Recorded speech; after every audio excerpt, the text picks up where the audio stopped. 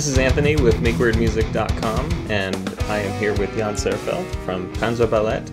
And Jan has a new album with Panzerballett. It's a Christmas album, and I thought it'd be cool for him to talk about why a Christmas album and about some of the guest artists on the album. So, why Christmas music? And what'd you do with it? Well, Christmas music. It started 2003.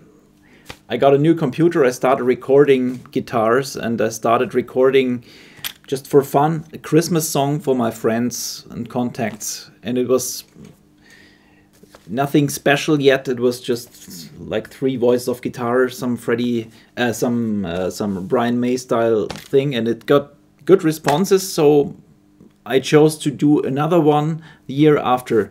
It was, but then I was playing in a speed metal band at the time, and I thought, well, what about mixing speed metal with Christmas song? And I wrote just the 20 seconds thing, and it was a whole lot of fun. And after that, the year after, again, I did something, and this was Jingle Bells, and this was already in the Panzerballett style, and it was even better, and it got a tradition. For 13 years I've been doing these 1 minute greetings, Christmas greetings.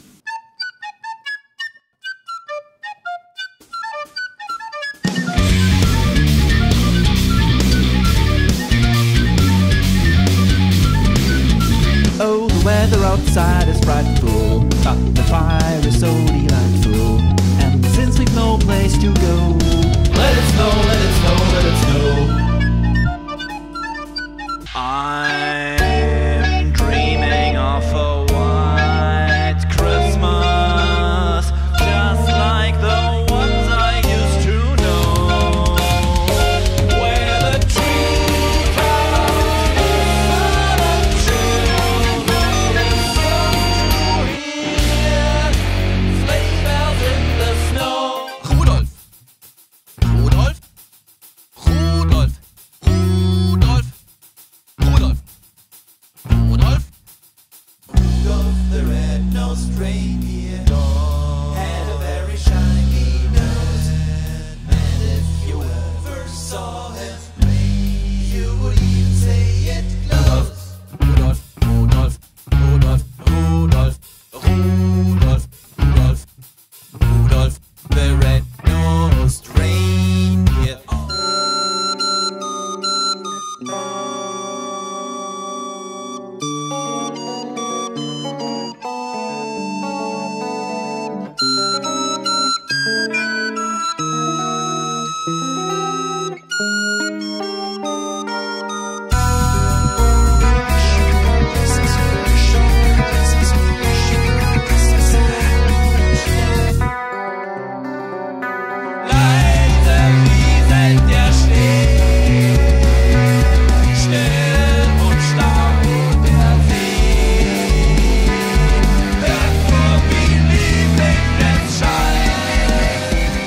Which are kind of, and like after a couple of years, some of the prog stations started airing them, and it was really, people were looking and asking me what's your next Christmas song, and it was always big fun. And why I chose to go on, it was because I feel that's my actual feeling about. In the Christmas time, I feel not very calm and peaceful.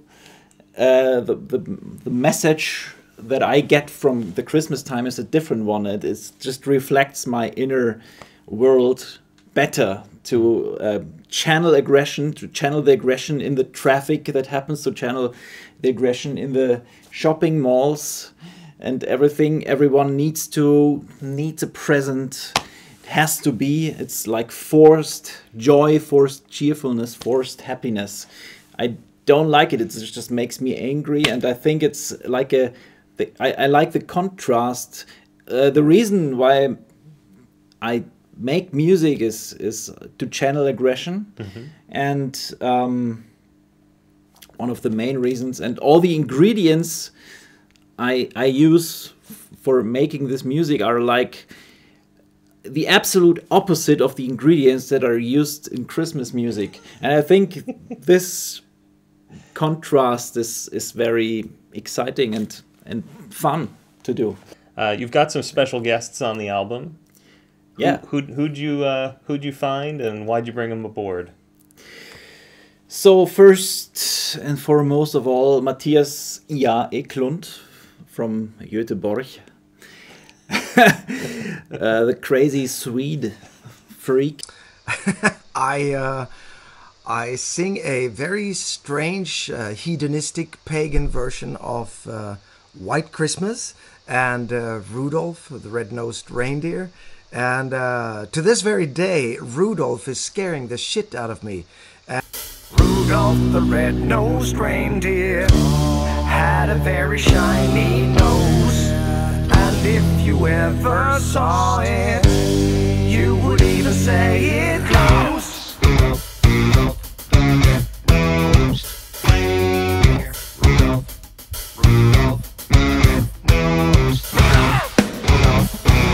the red-nosed Rudolph the red-nosed And because Jan Zehrfeld is a mad scientist, he sent me this beefy score with sort of the melody, but since he's been to school and he learned many adult chords with numbers and stuff, the harmonies were so, can I say, fucked up? Yes. It was just, no, this is impossible. It was one of the hardest things I've ever done. And I'm trying to convince him to make a very strange video. Maybe we'll do it naked, and because it's really spooky. It's not the Rudolph you're used to.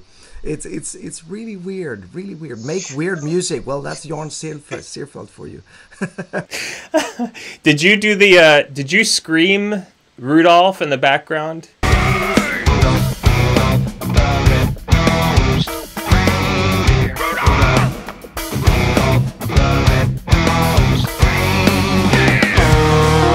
I am screaming. It's kind of funny because I live in the Swedish woods, as you know, and there are not many people here. Occasional mooses and a few birds, and I have my big dogs.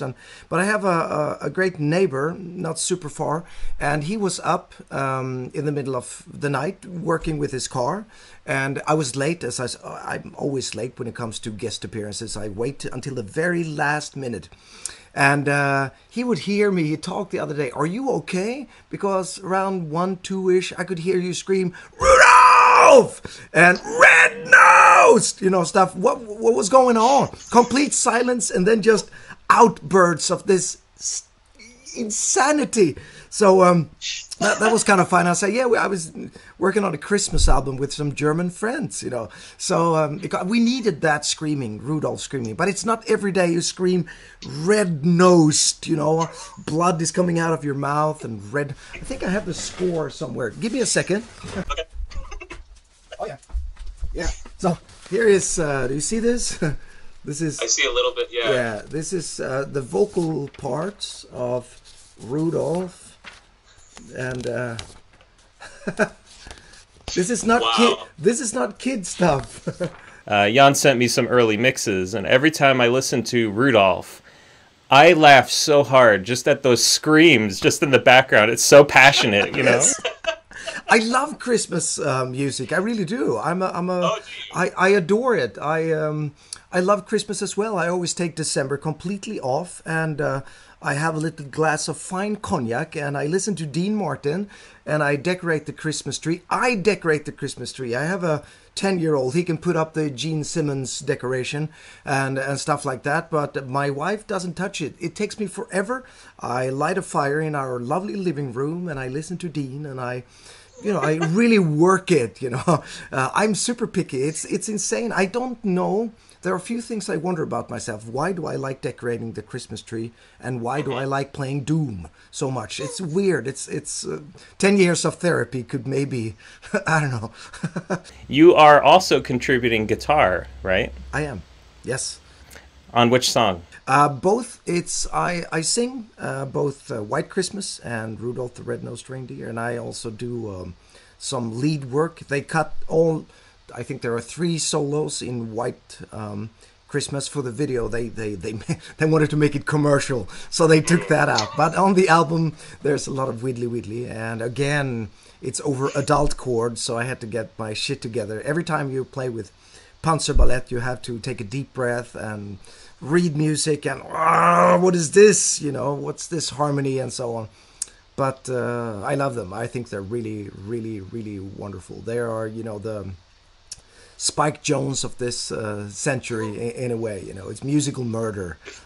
Yeah, and Jen said it was some of the hardest music she's ever tried to record.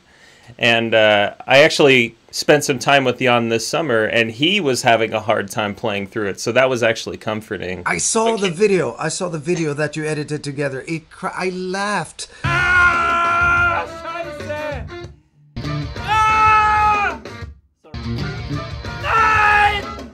I laughed to tear because he's a mad professor, and he's just hilarious. Everything he says, even if it doesn't mean to be super funny, he's just very, very funny, you know. So I love those outtakes. It really made my day. It was such a funny video.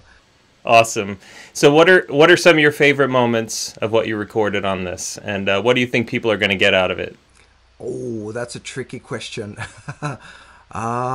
I think they will like it. You know, when I did White Christmas, when that was the first one I recorded the vocals. White, white, white Christmas.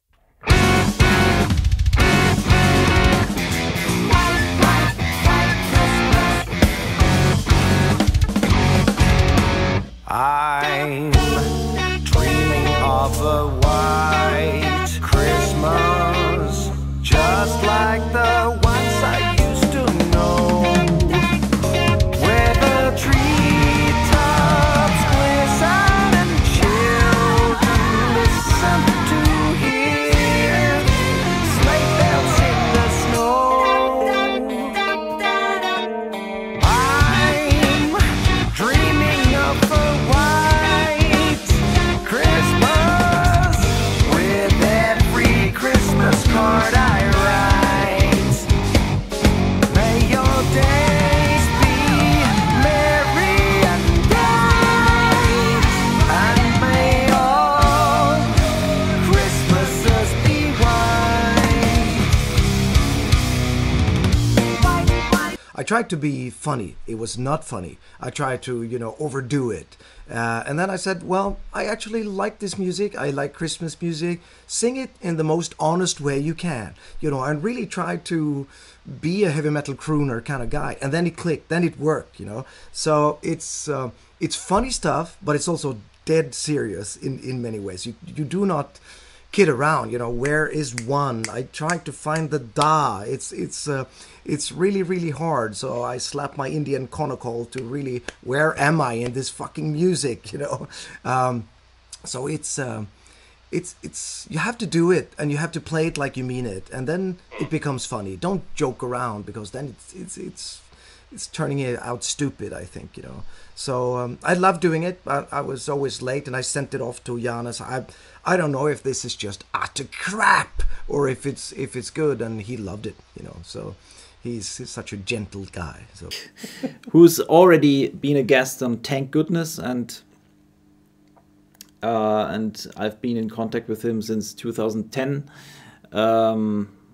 When he once wrote me on MySpace that they were touring with Free Kitchen, and they had to stop the touring bus, because they had to laugh about the Panzerballett song, what was happening in there. And we met at Musikmesse, and we got friends, and let's do something together. And then we started exchanging ideas and writing together. And so I thought, well, Mattias would be really great to have on this Christmas album again, and he even does 2 songs. So with his awesome guitar soloing, and it's just the right thing. He and his vocals, he sings. And yeah, his vocals. And Mattias told me he loves Christmas, and not everyone does that. I mean, I cannot say I love it or I hate it. I have my feelings about the Christmas time. The idea of Christmas is, of course, is great, but it's just hard to make it as it should be, actually. Yeah, right. So, but I requested some other guests who declined because they said, well, they hate Christmas. I guess they just didn't listen to the music, because if you hate Christmas, is also an album for you. You know, The anti-Christmas Christmas album. yeah, right. So Mattias, we have Mattias, and then we have Jen Majura. So yeah, you play on and sing. Wait, you sing on. I sing on it. You sing on. Yes, White- and it White happened. Christmas. It happened kind of like after I asked Jan to contribute to my album. He was like, "Oh yeah, let's do this together. I'll do a solo for your album, and I'll do some vocals for your album." You have an awesome voice. Thank you very You're much. a great singer. Thank you. Seriously. And it was a lot of fun. Absolutely. I think it's been the most insane experience I've ever had in a studio. Yeah. Because if you work with a guy like Jan from Panzerballett, Yes. it's kind of like scary. Uh-huh. To be honest, it's scary because I consider him to be a genius in music, and I have not only he's a good friend, but he's just so good in what he's doing that I felt like, oh, will I survive this? So I asked him like for a printed sheet so I can actually just read what's going on, because of course you can listen to it and try to reproduce it, but with that amount of information I was kind of like, give me a printed sheet like so I can read notes. And then I looked at the notes and I was like, good lord, it's like 11th, 16th followed by 13th, 8th, and I was like, oh shit, how am I gonna do this? And then I did a take, and his comment was quiet, and I said, Jan? And his comment was, well, could you do the second triplet in the 16th, again a little bit more staccato? And I was like, damn it, I'm so happy I just made it through the whole thing. Okay, let's do it again. And it was really fun. It was fun to work with him. Definitely. It's funny, he had that Typewriter 2 cover thing a long time ago, and I did a cover. Yeah, and- I saw it. Well, thank you. That's cool. It's awesome. I saw it. I told you I loved it. Thank you. So I did this cover, and I was really happy about it. And then I saw the winners of the contest, and I was like, oh yeah, German precision. You know, Jan is like, I'm very loose. You know, I play my thing. But I realized watching the winners, I was like, I see why they won. You know, Yeah. it's a very tight cover, and He's- Jan is very precise. Yes, especially when it comes to timing, Yeah. note lengths, Right. and it's good. I mean, that's why he's able to keep that band tight together, because he's got that special ear for tightness and Yeah. timing, and it's been interesting working with him. Definitely, Yeah, I mean, what a privilege too. I was honored. I'm sure it took you up a couple notches in like what you needed to do to perform it. Plus, yeah, I just had ants in my pants, to be honest. When I came Right. there, I was like, but it turned out like to be fun, you know. We did Yeah. it like a couple of times, and I had my issues, and then he like went to me and said, "Oh, could you try this a little bit more of that, and a little bit more like," and I said, "Okay, whatever you want." Yeah, so what were some of the challenges outside of obviously the timing? The timing was a big, like the major. Oh, that main was it, challenge, really? The timing. Yeah. Then he went like, well, he was also when it came to like the scored notes and stuff. He was like, I suggested like maybe we could do this a little bit like an octave higher, so it won't get in the way with the main vocals, because I just learned in the studio that Mattias is going to sing on that one. I Okay. didn't know that. Ah. He just sent me the track and like his demo version. I was like, okay, that's cool. And then when I came to the studio to record, he's like, yeah, Mattias is going to sing like main vocals. I'm like, really? That's awesome. Us three together on one song. I love that. Yeah, And, I love it too. Yeah, It's and awesome. he was really cool when it came to talking about the arrangement. Of course, not the major arrangements, but sometimes there were like words or phrases that would get in the way with the main vocals of Mattias.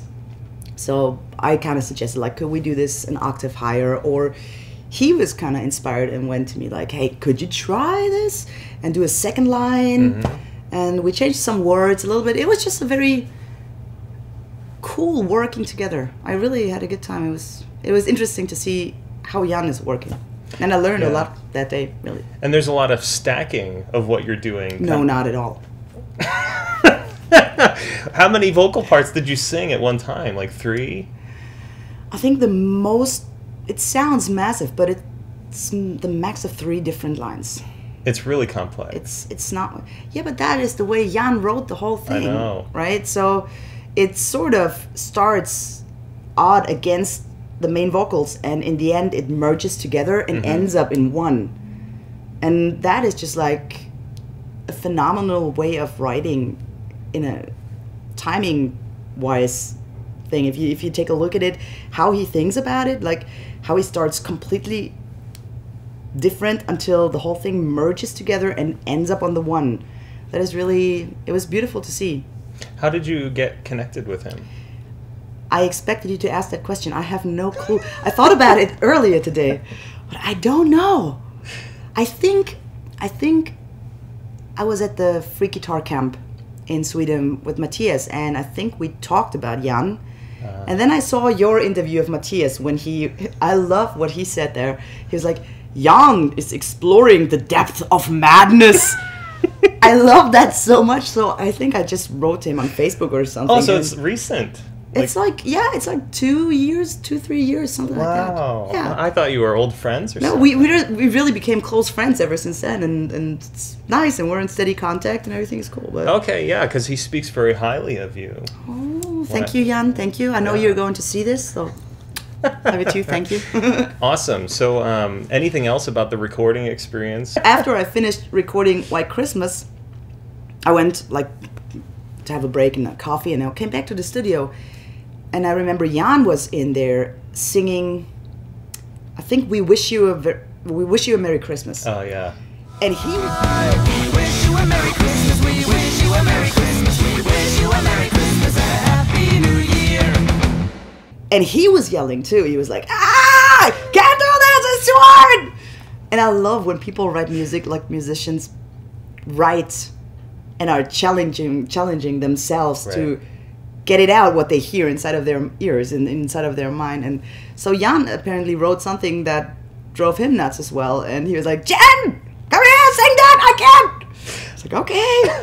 So I tried it, and I was suffering too, because it was just so hard to sing. Oh, that's funny. But it was fun. We really had a great day in the studio. What about the rest of the album? I know you've heard some of the songs. I'm- What do you think?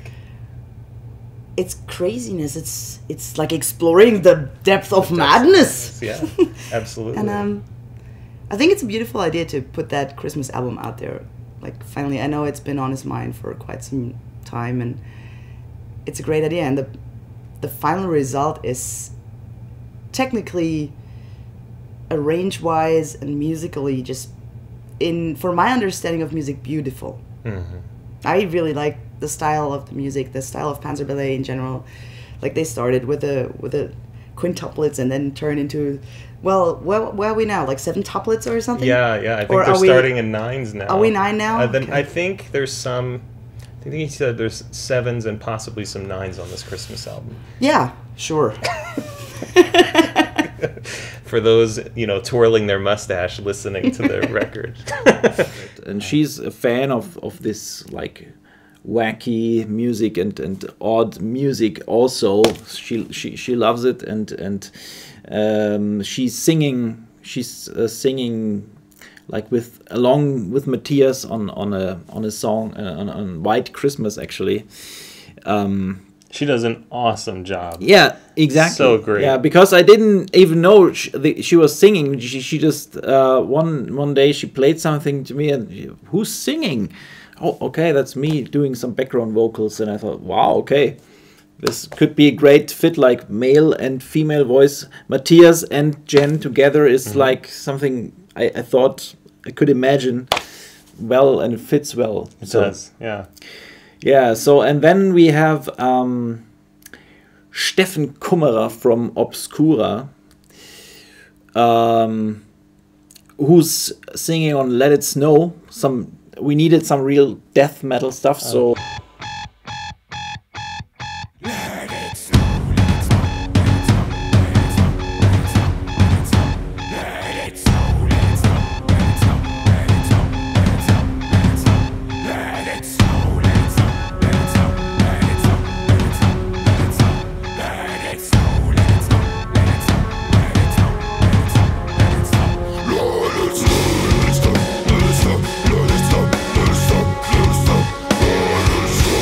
Sebastian, he's playing drums for Obscura as well, so I thought, well, let's use this connection for making it even more evil. So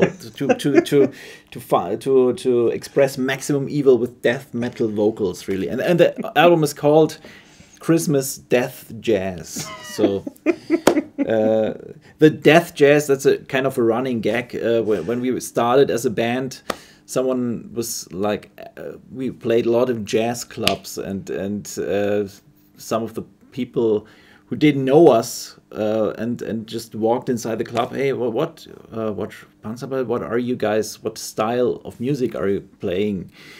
We're playing death jazz, like not death metal. Total. I mean, yeah. So, and I thought this is a nice thing. Christmas Death Jazz is the right title for this album. And Steffen brings the death, the death part. And on the same song, we have Mike Keneally, who's a tremendous, awesome musician. When looking for someone for a singer to do this, I was asking myself, who could possibly get the rhythm, or wouldn't get lost in all the rhythmic terror that we're doing, because it's some unusual rhythms going on there, and I couldn't ask just a regular rock or metal singer to do this. So it's of course it's said to be musicians' music, so it would have to be someone who's really kind of used to intricate rhythms, and I've known you as a guitar player before, so and I just knew from 2 YouTube videos that you're actually doing singing as well. So one, I think you played with Zappa.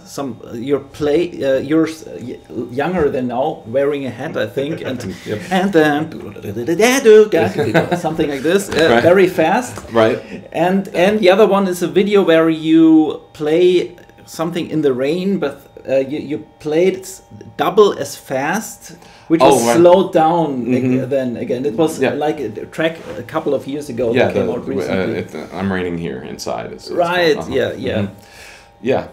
Well, it was you fortunately provided such comprehensive materials to work with for the recording.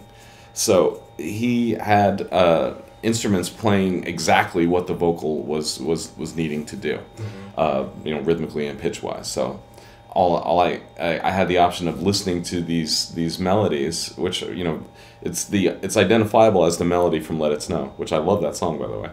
I love your arrangement, but I've always enjoyed the song Let It Snow, and I have a real weakness for Christmas music. I've always I'm a total Christmas geek, but I also like the idea of taking these traditional songs and messing with them almost beyond recognition. That's great. But it's still identifiably the song, even though rhythmically it's going all over the place. And this particular track travels through about 18 stylistic variations. It doesn't show signs of stopping, and I brought some corn for popping. The lights turn way down low. Let it snow, let it snow, let it snow. When we finally kiss goodnight, how I hate going out in the storm. But if you really hold me tight, all the way home I'll be warm. Now the fire is slowly dying, and my dear is still goodbye. But as long as you love me so, let it snow, let it snow, let it snow, let it snow, let it snow, let it snow, let it snow, let it snow. So it's great. but I was able to hear the melodies that he needed me to sing, both in the context of these crazy rhythms, and also could make all that go away because he provided stems, so I could just listen to the vocal over the click. So at that point, or I should say, I listened to the vocal melody over the click because it was keyboards playing the vocal melodies that you sent me. So I could just listen to a keyboard playing whatever I needed to sing as it related to the click. That made it very easy because all I had to do was relate it to something very steady and not be distracted by the and it's like, okay, so it's not a question of how do I sing these quintuplets over this rock groove and make it lock in. It's just all I have to do is sing it against the click, sing exactly what the keyboard is playing, and then then bring back all the instrumentation and make sure that it lined up with what you were hoping to do. And it was the same way with the harmonies, especially in that like the Andrews Sisters section where it's extremely dense 4-part harmony. And if there were 4 of me in reality and we were all trying to sing that stuff perfectly, it would be a struggle because it's like 4 voices seemingly singing a whole tone or a half tone apart in some sections. But you break it down to 1 track at a time, just sing exactly what you had the keyboard singing or playing, and then listen to them all together and make sure that the phrasing all lines up nicely and everything. And I was experimenting with different recording situations. I had friends who had studios and stuff because I don't have home recording right now. So I was going to different places. And then the first time I tried it out, I sang that Andrews Sisters section an octave too low, which was extremely dense. And then he kindly said, "It sounds very good, but this one section is a little, this should be an octave higher." I said, "Oh, okay, that makes sense to me now." And then I went to Double Time, which was fun to record there. That was the studio where I recorded Boyle at Dustbeck and Sluggo and various projects. And I haven't worked with Jeff Forrest, the engineer there, for quite some time. I worked with him on Jamie Kime's solo record. It's the last time I worked with Jeff. But I haven't done any singing with him in a long time. So it was fun to go back there and do vocal tracks there, kind of nostalgic. And it came together pretty quickly. It was like, it took me about 2 hours to record all this stuff. And great. Jeff really enjoyed it. And he's, listening to your arrangement, and it's incredibly intricate and beautifully played, and all your stuff is brilliant. And he's like, "Who is this guy?" It was fun to introduce you to him via this track. It's like, "Oh, I'm just going to sing on this Christmas song." I didn't really tell him what was going on. And then I played it, and he's like, "Holy shit, what is this? This is amazing!" So, I'm very happy to be a part of the track. It's super high quality, and I suspect that the whole album is going to be that way. So I'm jazzed to hear the whole thing. Yeah, that's great. I have a question about, because for myself, when I arranged it and learned it, at first I'm arranging and then I can learn it, and then it takes me some time to really get to nail it down. But the hardest part was this quintuplet part. I think the first version I sent you was with the quintuplet click. But then I remember how for the first time when I did the pre-production, like back in 2012, how I recorded it back then, and then I used actually the other click, usually the triplet click, which fits just as well to this part, but is way easier to perform. Easier to feel. Right. It's funkier, Right. It's not as clinical, and it's like, I was able to sort of get in the character of your intention with that different click. Right. So that was, but I know that I still, when we recorded, I had both of your clicks. Oh, okay. So I had them both lined up, and I found that there were some sections, I couldn't tell you precisely which, some sections where it was easier to perform to one click and other sections where it was easier to perform to the other. It was great having both. Right. And then, of course, having the actual instrumental tracks to as reference as well. But it was very satisfying, especially when I finally executed the Andrews Sisters harmonies correctly and listened to them, against just a cappella, and then against the click, and with everything in.